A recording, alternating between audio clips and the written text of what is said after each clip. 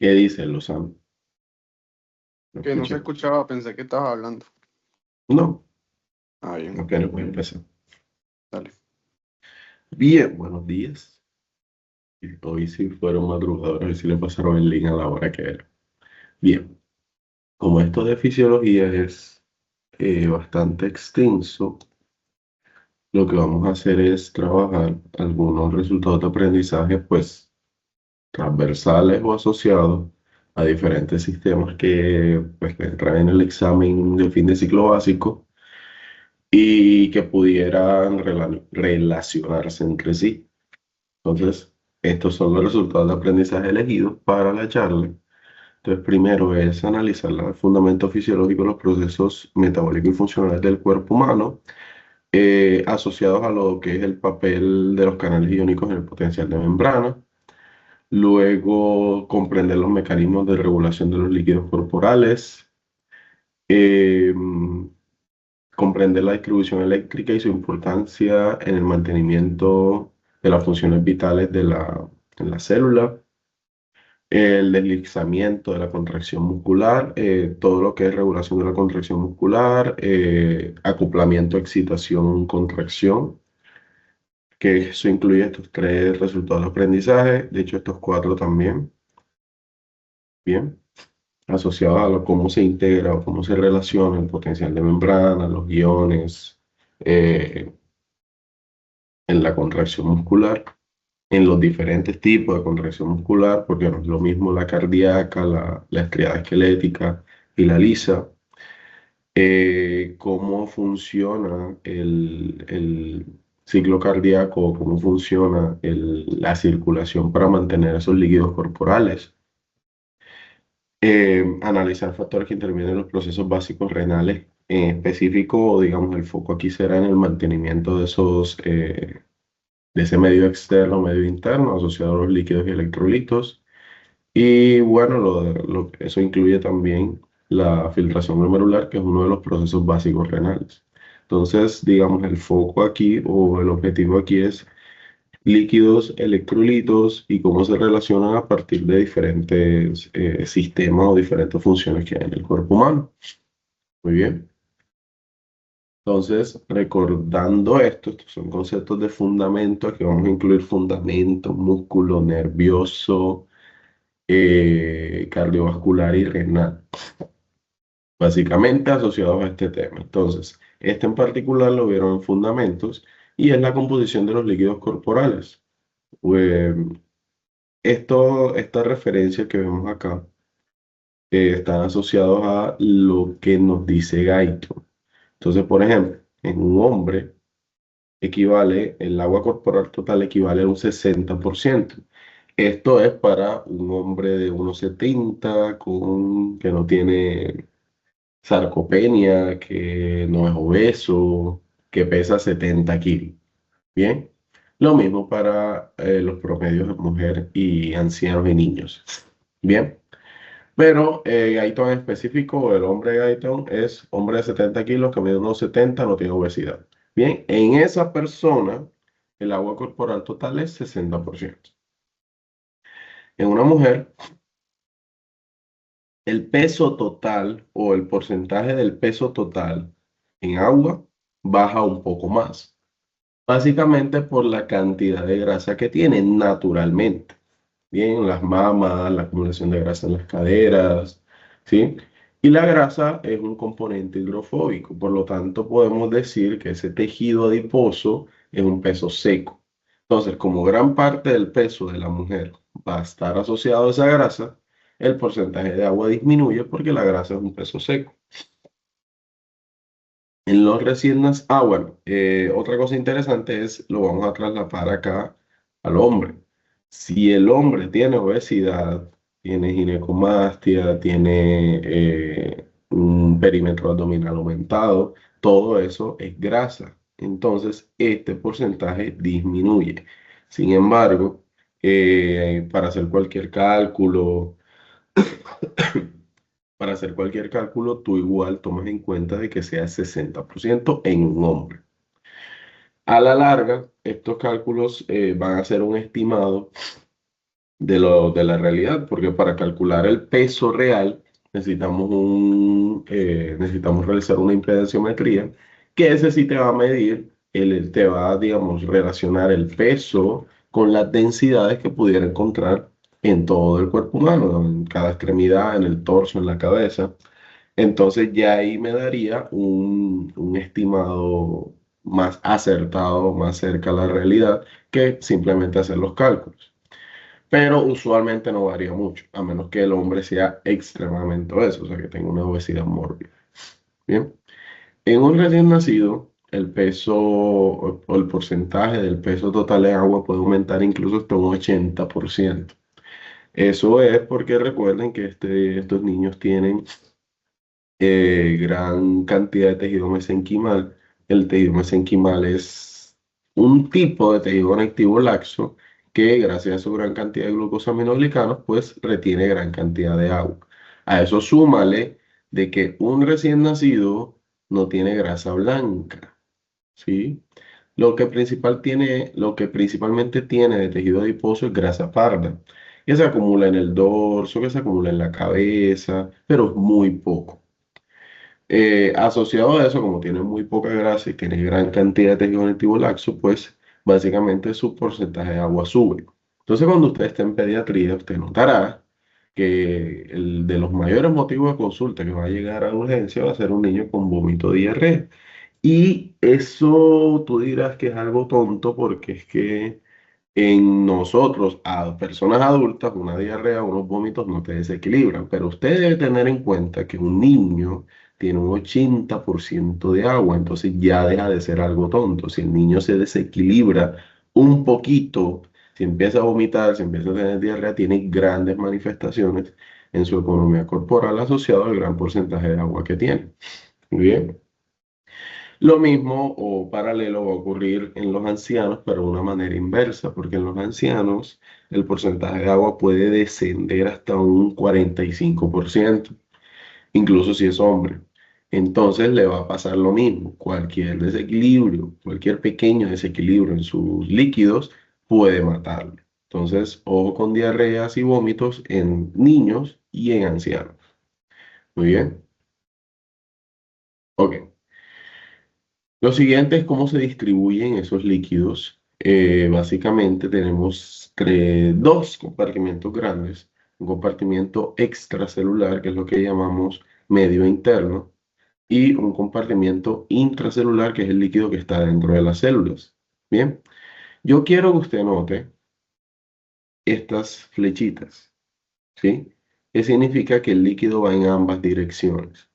Es decir, si tomamos con respecto al plasma, el agua pasará del plasma al líquido intersticial o del líquido intersticial al plasma. Lo mismo, líquido intersticial con respecto al líquido intracelular. Bien, se pueden mover en ambas direcciones. Y precisamente esas membranas eh, son las que nos ayudan a regular todo el sistema. Porque Porque, eh, a ver, te pongo el ejemplo de una diarrea, el intestino, de donde sacan las glándulas del Lieberkühn, las glándulas gástricas, el páncreas y todo lo que secrete líquido a la luz. Ese líquido, ¿de dónde lo saca? Básicamente del plasma.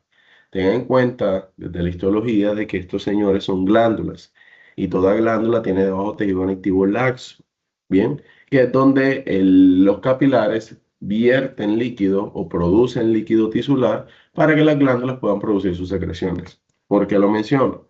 Porque si usted tiene una diarrea, ese líquido va a salir directamente del plasma.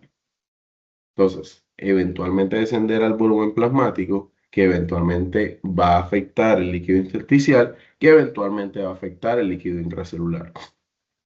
Muy bien.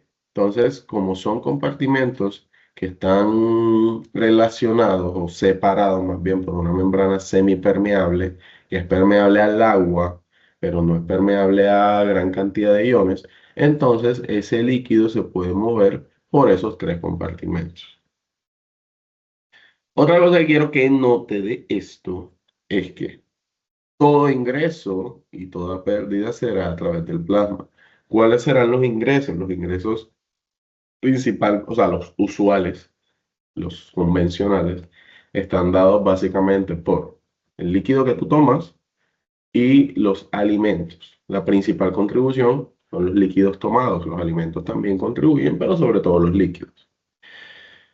Puedes tener otro tipo de ingresos, por ejemplo, si usted le aplica un acceso venoso al paciente, un acceso intraóseo o cualquier acceso externo, usted por ahí puede agregar líquidos. De hecho, el acceso óseo lo utilizan mucho en los niños cuando tienen deshidrataciones graves.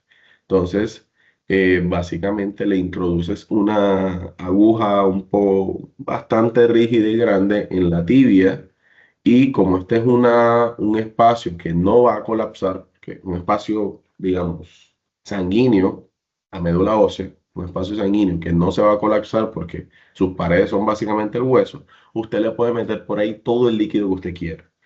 O más bien, no el que quiera, sino el que necesite el niño, en tal caso cuando tiene deshidrataciones graves, porque pasa de que cuando el volumen plasmático desciende tanto, las venas también tienden a colapsarse. Entonces, en esos casos de deshidratación grave, un acceso venoso no es el indicado. Necesito un acceso en el cual yo le pueda meter grandes cantidades de líquido y además no se colapsa. El hueso es un compartimento interesante. Las pérdidas las clasificamos en pérdidas sensibles e insensibles. Las sensibles son las que usted nota, se da cuenta y las puede cuantificar eventualmente. Y las insensibles son las que usted no nota y no puede cuantificar. Entonces, ejemplo de pérdida sensible, usted tendrá la orina principalmente.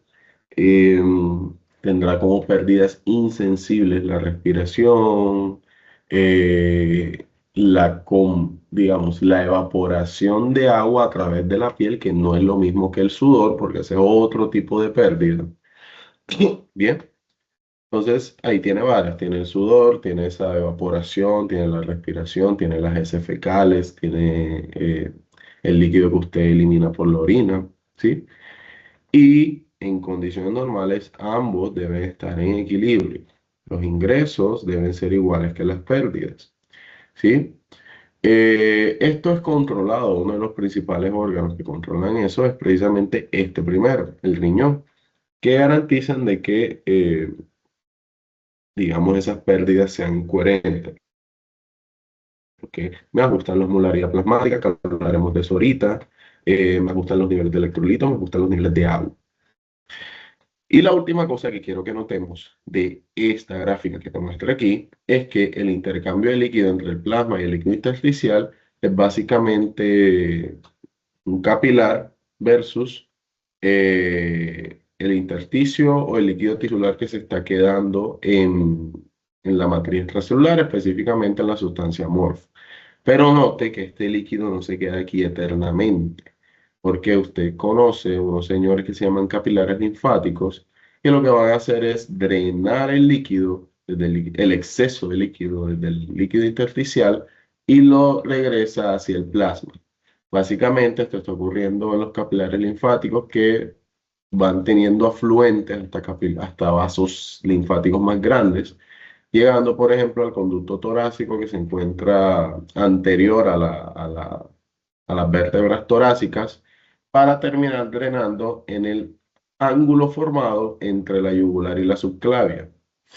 Muy bien, entonces toda esa gran cantidad de líquido linfático, que básicamente en algún momento fue líquido intersticial, va a terminar nuevamente en el plasma y así se mantiene este equilibrio y por eso no tenemos edema todo el tiempo. Muy bien, ¿hay preguntas hasta ahí? Quizá vaya a mencionar algunos conceptos un poco, no sé si nuevos, ¿sí? No deberían serlo, pero aprovechen y pregunten. Muy bien, porque esa es la idea de estos repasos. Bien, ahora quiero que hablemos de esto, de esta producción de líquido tisular. No, mentira, primero viene esto. ¿Cómo sacamos qué cantidad de agua hay en cada uno de estos compartimentos? Pues es muy sencillo. Aquí tenemos un ejemplo, una persona, un masculino, hombre, ¿sí? Entonces podemos utilizar este porcentaje, porque si dijera mujer utilizaríamos este. un hombre de 34 años que no es obeso, que pesa 90 kilos, y nos piden calcular el agua corporal total y la cantidad de líquido que hay en cada espacio. Entonces, ¿cómo lo sacamos? Esta es una pregunta clásica, sencilla, de, que pues aparece en fundamentos y que potencialmente pudiera aparecer en el examen de fin de ciclo básico. Entonces, simplemente tenemos a este señor que pesa 90 kilos. De ese peso total, el 60% va a ser agua corporal y el otro 40%, que no lo coloqué acá, pero el 40% del complemento es peso seco. Muy bien. De ese 60%, es decir, de esos 54 kilos y por la densidad del agua, sería lo mismo que decir 54 litros, ¿sí? Yo voy a sacar 2 tercios y esos 2 tercios de 54 me van a equivaler al líquido, ahí me equivoqué. Aquí es un tercio. Me va a equivaler al líquido intracelular y esto me va a equivaler al líquido extracelular. Y luego del líquido extracelular yo lo debo dividir en dos compartimentos. Un 20% va a ser plasma y un 80% va a ser líquido intersticial. Bien, entonces eso es, usualmente les habilitan calculadora en el examen, entonces estas cuentas son fáciles de hacer. Cosas que hay que tener en cuenta. Recuerden que para sacar estos 2 tercios o este tercio no es del total, ¿sí? Para yo sacar o separar el líquido intersticial y el líquido intracelular, no lo voy a hacer del total, lo voy a hacer del 60% del total. Entonces, eso es un error bastante frecuente que puede ocurrir allí y pues se lo menciono porque pues se suelen equivocarse bastante en eso. Bien, ¿cómo se produce este líquido? Básicamente está ocurriendo en la microcirculación. Entonces, esto es un resultado de aprendizaje de cardiovascular asociado al componente último eh, o la razón última por la cual tú tienes todo el sistema cardiovascular, que es para llevar nutrientes hacia la microcirculación, ¿bien? Hacia ese tejido conectivo que tiene pequeños capilares. Entonces, para eso hay que recordar algunos vasos sanguíneos. Primero, arterias musculares que llevarán sangre hacia arteriolas, que llevarán sangre hacia capilares, que llevarán sangre hacia porción venosa de capilares, luego vénulas postcapilares, luego vénulas musculares y luego ya las venas que van saliendo. Muy bien. Entonces, vamos a tocar este tema hasta aquí, bien, hasta esta porción. Es decir, hablaremos de la arteriola, la porción arterial del capilar y la porción venosa del capilar. Note que dentro de esta microcirculación están estos vasitos verdes que corresponden al capilar linfático. Esos son componentes que hay que tener muy en cuenta al momento de analizar esta microcirculación. Muy bien. Entonces, ¿de qué depende la producción de líquido tisular? Este líquido tisular va a depender de la presión de filtración neta por un coeficiente de filtración. Lo curioso es que, como ya habrán notado muchas, entre comillas, constantes en el cuerpo, esas constantes pueden variar. Esta no es la excepción. Esta constante de filtración puede variar. Muy bien. Entonces comencemos con la presión de filtración neta. Bueno, aquí salió primero el coeficiente de filtración. Entonces, este coeficiente de filtración en teoría es una constante, sin embargo, usted la puede variar si se da cuenta cuáles son sus variables o de qué depende. El coeficiente de filtración dependerá de la permeabilidad del vaso perdón, por el área de superficie que hay disponible para la filtración. Entonces explico cada uno de ellos. En permeabilidad, morfológicamente, nada más comenzando por ahí, usted tiene tres tipos de capilares. Usted tiene capilares continuos,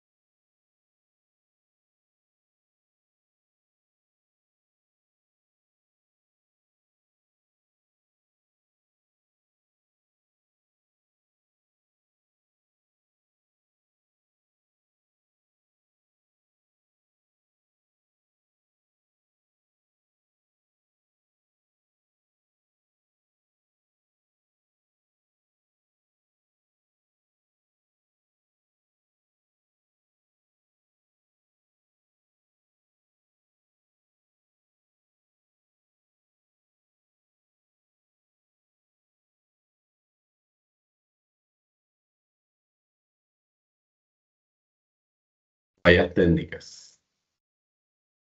Ya volví.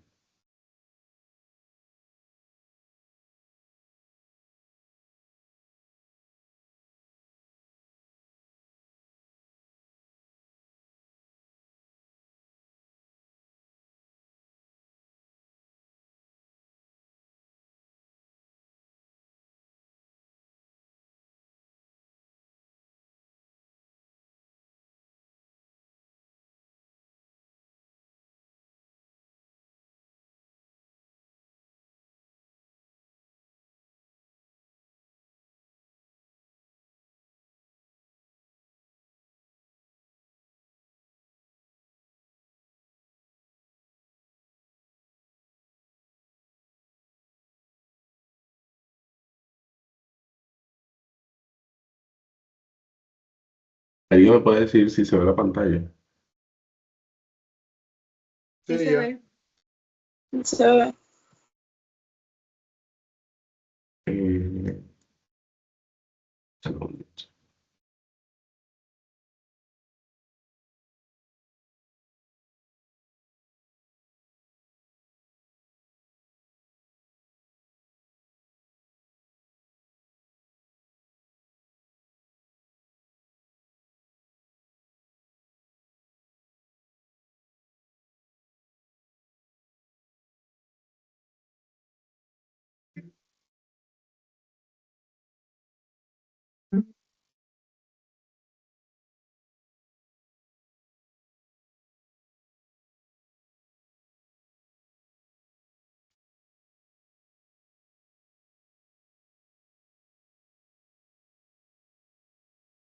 Bien, y vamos por aquí y vamos por acá.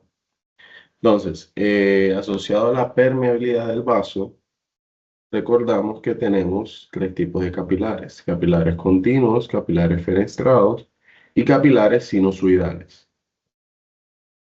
Bien, entonces, esos capilares, en ese orden que los mencioné, va desde el menos permeable hasta el más permeable. Que recuerden que los capilares continuos están ubicados principalmente en zonas de barrera, donde yo quiero ser muy selectivo con las sustancias que pasan. Entonces, esos son, o digamos, tienen muy poca permeabilidad. Luego tengo capilares fenestrados, cuya célula epitelial o célula endotelial tendrá perforaciones o fenestraciones que le permitirán mayor facilidad de producción de líquido. Ejemplo de eso lo tenemos en el riñón, en el glomérulo, para poder filtrar la sangre. Y por último tenemos los capilares sinusoidales, que tienen una lámina basal discontinua, tienen espacio entre las células epiteliales, lo cual hace de que no solamente fluya líquido, sino elementos formes grandes. Ejemplo de eso lo vas a tener en el hígado, en el vaso, en la médula ósea. Son lugares donde hay mucha permeabilidad en los vasos. Bien. Y el otro es el área de superficie, que se refiere a la cantidad de capilares que yo tengo disponible para hacer ese proceso de filtración. Esa área de superficie va a depender, curiosamente, de manera principal de la arteriola, porque si tengo más lechos capilares abiertos, gracias a que la arteriola está dilatada, más capilares van a estar disponibles para realizar el proceso de filtración. Bien, entonces, lo otro son las presiones de filtración o la presión de filtración neta. Entonces ahí tenemos un vaso sanguíneo y tenemos primero la presión hidrostática del capilar. Y como ven, la dirección de la producción, o digamos, la dirección del vector hacia donde empuja el agua es hacia afuera del vaso. Yo voy a tener la presión oncótica capilar, que está determinada por las proteínas plasmáticas, principalmente la albúmina. Una anotación con la presión oncótica es que ella no dependerá del tamaño de la proteína, sino de la concentración de la proteína en el espacio donde está contenido. Eso significa que más que masa, es decir, peso de la proteína, lo que me interesa para aumentar la presión oncótica es cuántas partículas de esa proteína hay disueltas en ese espacio. Y la albúmina, curiosamente, es una proteína bastante pequeña, bastante pequeña y por eso es la proteína que principalmente contribuye a mantener la presión oncótica, a mantener en este caso el líquido dentro de los vasos sanguíneos. Luego tenemos la presión oncótica del intersticio, que es básicamente lo mismo, ¿sí? Pero con proteínas que se encuentran disueltas en el intersticio. Como hay muy pocas proteínas de pequeño tamaño en el intersticio, la presión oncótica intersticial es mucho menor. Y por último viene la controversial, que es la presión hidrostática del intersticio. Lo que pasa con la presión hidrostática del intersticio es que podemos pensar o podemos llegar a pensar de que esa presión que es ejercida por el líquido que se encuentra en el intersticio tiende a meter líquido, pero no, también tiende a sacarlo. Eso va a ocurrir en todas las partes del cuerpo, excepto en el riñón. En el riñón, la presión hidrostática intersticial va a tender a meter líquido dentro del vaso y explicaremos por qué en ambas razones, en ambos casos. Acá en este en particular, la presión hidrostática del intersticio es negativa. Al ser negativa, lo que va a hacer es succionar líquido del vaso en lugar de meterlo. ¿Por qué es negativa? Bien, una vez que se produce líquido, ese líquido ya mencionamos previamente que nunca se va a quedar aquí en el intersticio, sino que es absorbido por algo que se llama capilar linfático. Entonces, este capilar linfático va a funcionar como si fuera una bomba, haciendo que cada molécula de agua que se produzca directamente se absorba. De modo que aquí, en el espacio intersticial, no va a haber excesiva acumulación de líquido. Es por eso de que esta presión es negativa. Muy bien. ¿No hay preguntas con eso? Bien. Entonces tengan en cuenta que para todo el cuerpo humano, excepto para el riñón, eso funciona así. Porque existe este señor. Siempre que existe el capilar linfático que succiona el líquido del intersticio, la presión hidrostática intersticial será negativa. Bien.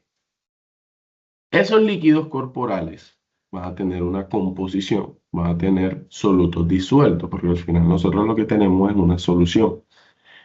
Bien. Entonces, en esta gráfica que vemos acá, tenemos los iones o los principales solutos iónicos disueltos en el medio extracelular y los principales iones disueltos en el medio intracelular. Entonces notará de que en el medio extracelular el catión principal es el sodio y el anión principal es el cloro. Cosa diferente al medio intracelular. En el medio intracelular el catión principal es el potasio y los aniones principales serán el fosfato y las proteínas. Bien, en esta orden de ideas podemos suponer o podemos decir que en condiciones de reposo la membrana celular, que vendría siendo representada por esta línea, es impermeable al sodio y al cloro del medio extracelular. Muy bien. Pasa que eso crea un potencial electroquímico para el sodio, por ejemplo, o incluso para el potasio. De modo que si tú abres, o sea, si la membrana es basalmente impermeable a estos iones, si tú por algún momento le llegas a abrir una puerta, los iones van a entrar o salir dependiendo de esos gradientes electroquímicos. ¿Cómo se mantienen estas concentraciones de iones así? Así tal cual como deben estar, como es fisiológico. Una de las razones es esta señora, que se llama bomba sodio-potasio ATPase. Bien, que por medio de gasto de energía de una molécula de ATP, va a movilizar 3 iones de sodio al medio extracelular, ingresando 3 iones de potasio, perdón, ingresando 2 iones de potasio al medio intracelular. Entonces, esta señora es muy importante para el mantenimiento de la integridad del potencial de membrana de reposo. Para otras sustancias, porque estas no son las únicas que existen, pero también para estas, existen diferentes medios de transporte a través de esa membrana. Esos transportes van a ser de dos tipos, activos o pasivos, dependiendo de si existe gasto de energía o no. Esto no va aquí, esto va acá. Bien, transporte activo. Transporte activo se refiere, lo hice al revés. Los pasivos son estos y los activos son estos. Bien, los transportes activos serán estos. Transporte activo primario, transporte activo secundario y los transportes en masa. ¿A qué se refiere el transporte activo primario?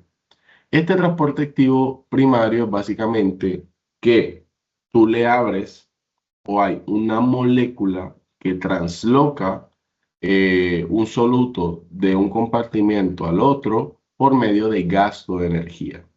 Muy bien. Una molécula que transloca un soluto de un compartimiento al otro por medio de gasto de energía, solamente ese componente. Pero luego vamos a tener el transporte activo secundario. Este es muy importante porque lo tenemos en cuenta para varios procesos biológicos. Por ejemplo, para el transporte de glucosa hacia el interior de la célula. Muy bien. En específico, los receptores SGLT, que básicamente lo que hacen es, primero, por medio de la bomba sodio-potasio TPasa, tú mantienes un potencial de sodio, un potencial de entrada de sodio alto, ¿sí? Lo mantienes así. Sodio en el medio extracelular aumentado, que si tú por algún motivo le llegaras a abrir una puerta, el sodio va a ingresar. Y eso es lo que aprovechan estas proteínas. En este caso en particular con el sodio, lo que hacen es una proteína con dos receptáculos. Un receptáculo para el sodio, pero que solamente se va a traslocar cuando el otro receptáculo está lleno. Es ahí cuando entran a jugar los SGLT. El SGLT, por un lado, va a unirse a sodio y por el otro se va a unir a la glucosa. Entonces, cuando ambos están en la proteína, ella se translocará o ingresará dentro de la célula metiendo sodio y metiendo glucosa. Esta proteína o estas proteínas de transporte activo secundario solamente van a poder funcionar siempre y cuando uno de los componentes tenga un potencial de entrada alto. Y ese potencial de entrada alto solamente será posible si se mantiene por una proteína, y en este caso en específico será la bomba sodio-potasio TPasa. Muy bien, requiere gasto de energía, pero en este caso la proteína principal que yo quiero transportar, que será la glucosa, dependerá del potencial de entrada del sodio. Los últimos, estos son sencillos, son los transportes en masa, que es básicamente la fagocitosis y la pinocitosis. Son invaginaciones de la membrana celular que permiten la movilización de gran cantidad de componentes hacia dentro de la célula. Muy bien. Y luego tengo los transportes pasivos, que es la difusión simple, que es simplemente una molécula que tenga la capacidad de atravesar la membrana celular y que simplemente pase por gradientes de concentración. Para que una molécula pueda atravesar la membrana celular debe ser pequeña y debe ser hidrofóbica. Porque recuerden que la membrana celular es una bicapa lipídica. Por lo tanto, necesito moléculas pequeñas e hidrofóbicas. Ácidos grasos de cadena larga son hidrofóbicos, pero no son pequeños. Entonces, ellos sí necesitarán un transportador. Pero si son ácidos grasos pequeños, o colesterol, o moléculas grasas bastante pequeñas, ellas pueden atravesar simplemente la membrana por difusión simple, por gradiente de concentración. No hay gasto de energía, no hay nada, no hay gasto de energía aplicado. Difusión facilitada. Aplicará para moléculas que tienen un gradiente de concentración que les permita la entrada a la célula. Sin embargo, por algún motivo no pueden atravesar la bicapa lipídica. Nuevamente traigo de ejemplo a la glucosa. La glucosa es altamente hidrofílica. Altamente hidrofílica, por lo tanto no puede atravesar la membrana celular. Sin embargo, Y aquí yo no voy a usar el SGLT de acá, sino que voy a utilizar otro. Voy a utilizar el GLUT. El receptor GLUT es un ejemplo de difusión facilitada, porque es básicamente una proteína canal, una puerta de entrada. Entonces, cuando este está expresado en la membrana, simplemente deja que la glucosa entre por gradiente de concentración. Ejemplo de eso, hace muchos años usted vio un sistema endocrino en las células beta pancreáticas poseían un GLUT2. Entonces, ese GLUT2 lo que hacía es, primero no depende de insulina para expresarse en la membrana, y como siempre está en la membrana, la glucosa siempre va a poder ingresar. Entonces, lo que hacía era que, dependiendo del aumento de la glucosa que ocurría en los periodos postprandiales, que aumenta la glucosa plasmática en demasía, lo que hace es permitir el ingreso lo que hace es permitir el ingreso de la glucosa en masa hacia el interior de la célula. Y cuando la glucosa entra a la célula, digamos, la fosforilo para que no se vuelva a salir. Y además entra todo el proceso de producción de energía. Entonces, cuando en esa célula beta pancreática se incrementan los niveles de energía sensados por NAT, ¿ok? La célula empezará a producir insulina, empezará a excretar o a exocitar más bien la insulina. Pero la proteína que permitió el ingreso de la glucosa para poder funcionar como sensor, para que esta célula funcionara como sensor, fue un ejemplo de difusión facilitada. Es básicamente difusión, no hay gasto de energía, pero que es facilitada por una proteína canal para moléculas que no pueden atravesar la membrana celular. Y por último es la ósmosis, que es básicamente con esto se mueve básicamente agua, ¿bien? Con ósmosis. ¿Preguntas con eso?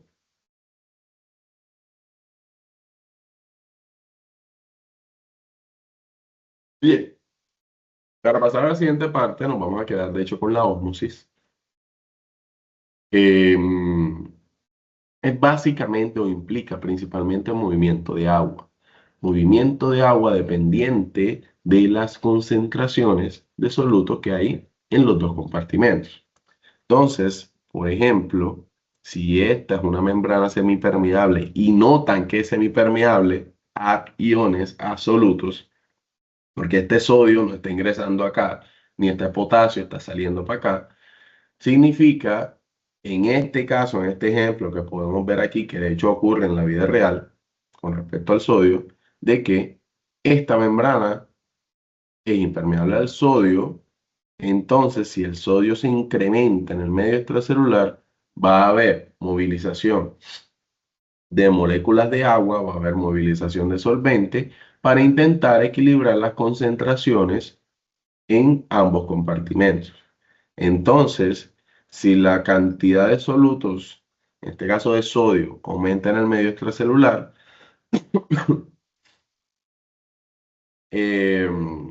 lo que va a hacer, digamos, el sistema es sacar agua del medio intracelular para diluir esta solución que está muy concentrada por fuera de la célula. Y ahí es donde entra el término de presión osmótica y la ósmosis. Miren, estos son muchos componentes disueltos en los diferentes compartimentos celulares, en el plasma, en el intersticio o dentro de la célula. Entonces, de todo este montón, miren, por ejemplo, la contribución del sodio a la presión osmótica, es decir, a la capacidad de movilizar agua a través de las membranas. Es un montón, es un montón. Entonces, miren que con el plasma y el intersticio es casi que lo mismo, ¿sí? Porque ahí el sodio se puede mover libremente, pero dentro de la célula no. Porque esta señora, la membrana celular es impermeable a que es el sodio. Entonces, la contribución de la osmolaridad intracelular no depende tanto del sodio. Pero, si lo concentro en el medio externo, yo puedo movilizar agua, no sodio, agua desde el interior de la célula hacia afuera. Bien. Entonces, el sodio es de los principales implicados. ¿Qué otro implicado hay